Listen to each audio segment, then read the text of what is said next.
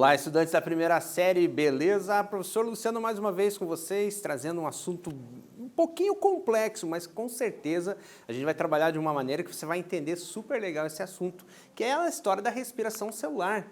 Beleza, quais são os objetivos dessa aula então, gente? Compreender que o metabolismo energético é o conjunto das várias reações químicas que ocorrem no organismo e que possui como objetivo principal satisfazer a necessidade de energia do indivíduo, ou seja, constituindo moléculas ou degradando moléculas, mas fazendo um intenso metabolismo o tempo todo. E também compreender o processo aí sim, principalmente da respiração celular. Muito bem, gente. Eu sei que você sabe. É muito comum ouvirmos dizer que é perigoso dormir no quarto com plantas. Isso é mito ou verdade? Então pensa bem, gente. A planta, ela durante o dia, o que ela faz? Faz fotossíntese e também utiliza parte daquilo que ela produziu para respiração, como alimento e tal. Então de dia ela faz fotossíntese e consome oxigênio, respira. E à noite ela cessa o processo de fotossíntese fazendo apenas a respiração celular, ok? O que acontece, gente? A quantidade dessa respiração dela é o suficiente para que surja essa ideia de que é perigoso dormir com plantas no quarto? Então vamos lá, isso é mito. O oxigênio consumido por uma planta é quase irrisório perto do que nós consumimos. Então seria mais perigoso uma outra pessoa com a gente no mesmo ambiente do que uma planta. Você pode encher a casa de planta que não tem problema. Tá? A quantidade dela é extremamente pequena, a quantidade de gás oxigênio que ela consome é extremamente pequena. Muito bem, gente, uma reportagem para vocês. Com certeza eu acredito que vocês já tenham ouvido falar sobre o cianeto, uma substância assim, bastante tóxica, importante aí do ponto de vista médico. Referência no atendimento a queimados, o Cristo Redentor nunca havia recebido vítimas de inalação desse gás tóxico, beleza? O que foi novidade no caso de Santa Maria para nós foi a questão da intoxicação por cianeto, que realmente não estávamos habituados a lidar. Então vamos refrescar um pouquinho a memória, gente. Acho que provavelmente você lembra do caso da Boate Kiss em Santa Maria, no Rio Grande do Sul, que muitas pessoas foram vítimas, não somente da fumaça, mas também da questão logística de conseguir escapar e tudo mais. Foi uma tragédia bastante grande e o principal vilão disso foi a substância chamada cianeto, tá?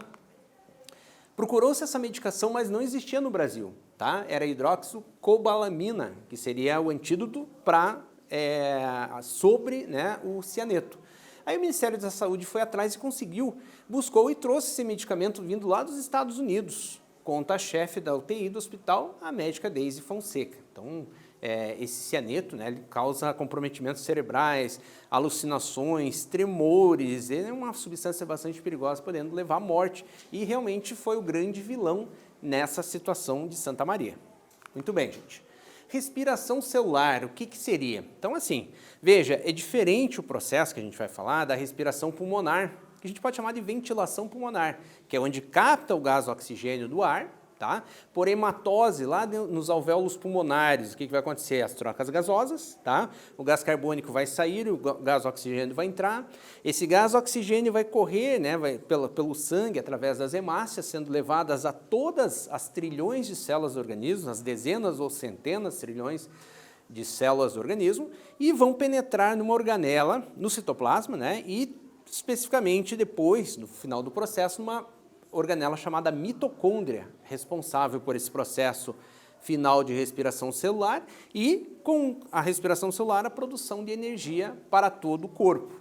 Tá? Então, respiração celular é o processo bioquímico que ocorre na célula para obtenção de energia, essencial para as funções vitais do nosso corpo. Tá? Então, aqui, o que acontece? Nesse processo entra oxigênio, entra nutrientes e sai como resultado final, a gente vai ver durante o processo, dióxido de carbono, ou seja, o gás carbônico, e também vapor de água. Muito bem, gente. A molécula da glicose, C6H12O6, ela que é essencial nesse processo. Tá? Ela vem da onde? Vem dos alimentos e é produzido graças ao processo de fotossíntese. A fonte primordial de retirada desse elemento para a respiração celular, com certeza, é a glicose. Aí, na falta dela, são utilizados outros mecanismos pelo organismo. Tá? Mas, enfim, a fotossíntese, o que ela faz? Durante o dia, ela absorve o gás carbônico do ar, absorve também água, né, produzindo nesse processo gás oxigênio e a chamada glicose. Essa glicose é um composto orgânico que serve também de alimento para a célula, certo? E aí, com isso, né, essa planta ela vai utilizar essa glicose para ela, também no seu processo de respiração, mas também o oxigênio que é desprendido das folhas, vai para a atmosfera e é capturado por nós, também vai fazer todas as vias químicas, né, físico-químicas, para se converter em energia dentro das nossas células. Muito bem.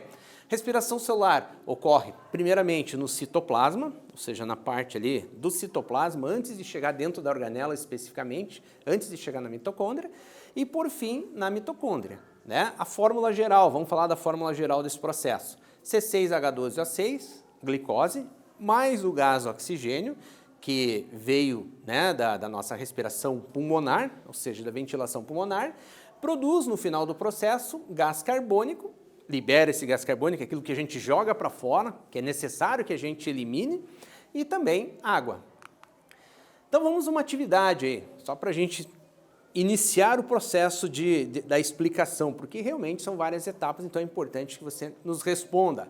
Um aluno da classe compreendeu bem o ciclo da respiração celular. No entanto, teve dúvida em 2 pontos. Primeiro ponto, por que esse processo gera energia para a célula e que esse processo tem a ver com a respiração pelos pulmões, beleza? Então, por que esse processo gera energia para a célula e qual a relação dessa respiração com a respiração pulmonar? Responda ele com as suas palavras. Então, vou dar aquele tempinho para você, você vai pensar um pouquinho e vai escrever com as suas palavras aí e a gente já volta.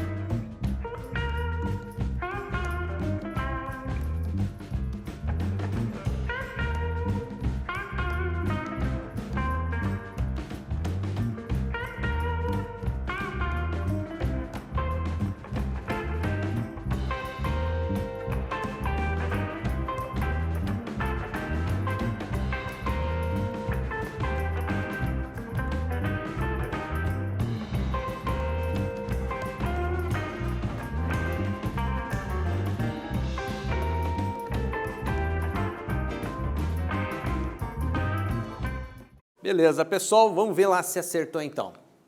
A respiração pulmonar é responsável por capturar o oxigênio do ar no processo de hematose, aquilo que a gente falou no início, tá? Ao se difundir pelo sangue e chegar nas células, o oxigênio vai reagir com a glicose, que veio da alimentação, né? Gerando energia na forma de ATP. Essa palavrinha ATP, tá? Esse composto químico, adenosina trifosfato, é a chamada moeda energética. Para tudo aquilo que o organismo consome energia, essa é a moeda de troca, esse é o ATP. É isso que tem que ter como reserva para que seja possível realizar todas as atividades do corpo humano, do corpo de um modo geral, né? Então vamos esquematizar o processo. Nós vamos ter assim, 3 grandes fases da respiração celular. A primeira delas, a glicólise, a segunda, o ciclo de Krebs e a terceira, a fosforilação oxidativa, tá? A primeira delas ocorre ainda no citoplasma, antes de entrar na mitocôndria, nas mitocôndrias, né, vamos colocar assim. E as duas últimas, o Krebs e a fosforilação oxidativa, acontecem já dentro da organela chamada mitocôndria. Lembrando que é simultaneamente em todas as células, em todas as mitocôndrias de cada célula, simultaneamente esse processo. Beleza, a glicólise. A palavra glicólise significa quebra da glicose, então a glicose inteira vai ser quebrada para que ela entre justamente nesse processo químico aqui. Ela ocorre no citoplasma e o processo de quebra da glicose em partes menores, liberando durante esse processo energia. As demais etapas ocorrem dentro da mitocôndria, então temos aqui a glicose, lembrando que ela é feita com 6 carbonos, ela vai ser quebrada em moléculas de 3 carbonos, que são o ácido pirúvico ou piruvato. Muito bem. Veja que bacana esse esquema, esse gifzinho aqui, mostrando para nós as fases, né? Então ele vai assinalando ali e vai mostrando para nós as diversas etapas desse processo que a gente vai explicar agora com mais detalhes. A nível de ciclo de Krebs, já vimos que a glicose é quebrada lá na glicólise, né, em 2 grandes moléculas de piruvato, ácido pirúvico, né, com 3 carbonos cada uma. No ciclo de Krebs, que seria a próxima etapa, cada piruvato, o ácido pirúvico, originado na etapa anterior, entra na mitocôndria e passa por uma série de reações que resultarão na formação de mais moléculas de ATP. Então, beleza. Só que antes de entrar nesse processo, a gente vai ver mais para frente que esse piruvato ainda é quebrado, liberando gás carbônico e acetilcoenzima A, que nós já vamos ver ali na sequência. Mas antes, vamos à segunda atividade dessa aula, gente. Presta bem atenção lá. No mundo de hoje, as pessoas estão se tornando cada vez mais sedentárias, ou seja, está diminuindo o nível de atividade física dessas pessoas. Ok? E por isso é fundamental que se esclareça o porquê da recomendação da atividade física. Por que é importante a atividade física, tá? Explique sobre a importância da atividade física para o bem-estar físico e mental do nosso corpo. Pensa aí, faz com as tuas palavras, eu vou te dar um tempinho e a gente já volta aí para ver o que você fez.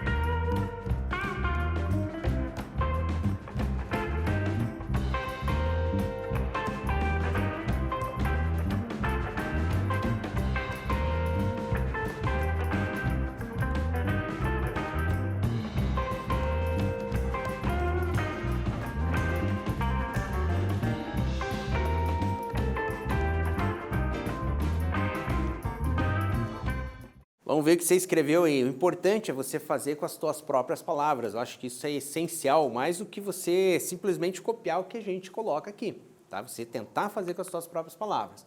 Então, a boa ventilação pulmonar favorece o quê? A captura do gás oxigênio. Tá? Respirando bem, também captura muito bem esse oxigênio pelos alvéolos pulmonares. Esse gás será essencial para o processo de respiração que vai ocorrer lá no citoplasma e nas mitocôndrias. Então, é essencial a boa captura desse gás oxigênio para uma boa respiração celular. Um processo está relacionado com o outro. Então, no ciclo de Krebs, voltando lá, eu falei que antes mesmo de iniciar esse ciclo, ainda no citoplasma, esse piruvato, feito de 3 carbonos, vai perder um carbono, tá? E também um hidrogênio, formando um grupo acetil que se une à coenzima A, formando acetilcoenzima A. Tá? E vai formar uma outra molécula daí de 2 carbonos. Então, esse piruvato de 3 carbonos ele vai perder ali, né? Se transformando na acetilcoenzima A. Essa acetilcoenzima A com 2 carbonos entra e vai se misturar ali com o ácido oxalacético, que já está dentro da mitocôndria, na matriz mitocondrial, e vai formar o ácido cítrico. Então, assim, muitos cientistas também chamam o ciclo de Krebs de ciclo do ácido cítrico. E nisso ele vai passar por vários processos de perda de carbono, chegando ao final da oxidação total daquela molécula inicial de glicose, né? Um carbono formando ali uma etapa antes ainda da última, que seria aquela que daí sim vai produzir muito mais ATP, muito mais energia do que as demais. Então, na mitocôndria, que ele acontece, a acetilcoenzima A se integra em um novo ciclo de reações oxidativas, aqueles que eu expliquei, que irão se transformar em carbonos presentes nas moléculas, né, de gás carbônico, ou seja, aqueles carbonos que vão sendo oxidados vão se transformando em gás carbônico e para onde eles vão? Para fora do nosso corpo, eles vão seguir o caminho contrário para serem eliminados lá na hematose. Através dessas sucessivas descarboxilações, será liberada energia e haverá transferência de elétrons para a cadeia transportadora de elétrons, que agora entra na outra fase chamada cadeia respiratória, que é a última e a que mais vai produzir uma quantidade muito superior de ATP. Onde que ela vai acontecer? Agora já não é mais lá na matriz, e sim nas cristas mitocondriais, naquelas dobras na membrana da mitocôndria.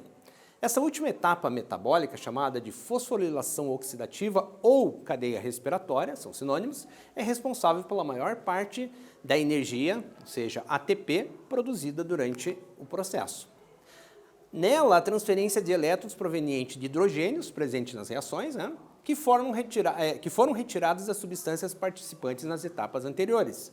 Com isso, são formadas moléculas de água, aí nesse processo agora sim é produzido água, tá, como resultado final, e uma quantidade maior de ATP, uma quantidade extremamente maior. Ao final, estima-se que ao final de todo o processo da respiração celular, forma-se 38 moléculas de ATP por molécula de glicose que é degradada durante o processo. Tá? Há muitas moléculas intermediárias presentes na membrana interna das células, no caso de procariontes, e na crista mitocondrial, no caso dos eucariontes, aqueles que têm organelas membranosas, né, que participam nesse processo de transferência e formam cadeia de transporte de elétrons, tá? Cadeia transportadora de elétrons, esse é o nome final. Agora vamos pôr a mão na massa, gente, pensando em metabolismo energético, tá? Nós vimos vários tipos, né, de situações de metabolismo energético, e aí é o seguinte, produz um mapa mental, tá? Coloca palavras centrais e vai ramificando a partir dessas palavras várias outras palavrinhas que têm relação com o tema. Então, qual é a atividade? Pegar lá, faz para você, né? Para você analisar, para você estudar, tá? Para você fixar o conteúdo. Quimiossíntese, fermentação, fotossíntese e respiração celular. São as coisas complicadas, mas com certeza você vai entender direitinho, ainda mais fazendo esse mapa conceitual ali para fechar o nosso assunto. Tá? Então, o que vimos nessa aula, gente? Aprendemos a importância do metabolismo energético com foco no processo de respiração celular, ok?